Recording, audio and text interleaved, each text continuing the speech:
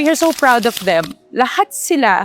We saw their heart, we saw their effort, and walang makakabasag nun. Kahit ano pang kinahinat na nung show, yun lang masasabi, walang makakabasag dun sa puso ng mga bata. And also the whole company, backstage, on stage, the cast, the crew, everyone. It's a teamwork na puno ng puso. Siguro, if you will ask me what I feel right now is Sepangs. Grabe. Kasi from work, naging family.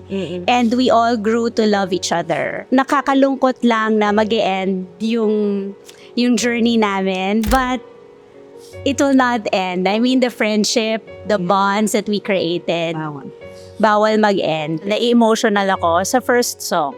When I sing I'm Growing Up, diba? Yun yung first song. And then I realized, grabe, nung simula pa lang, hindi lang, we're talking about growing up as people, but as artists. So nagsimula sa walang-wala, like hindi alam kung paano gawin, hanggang ngayon conquering the stage na.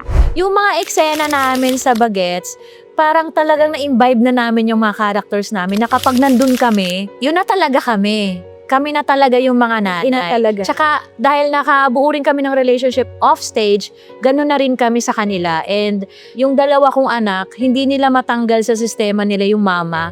Hindi naman mama yung tawag na kay Nanay Delia. So, ang sarap nung journey namin, kami mga nanay, sa mga anak. Ano ba yan? Yung ko pa umiyak. Bakit ako naiiyak? Kasi Sobrang fulfilling, sobrang punong-puno yung puso namin bilang mga ina at bilang mga aktor.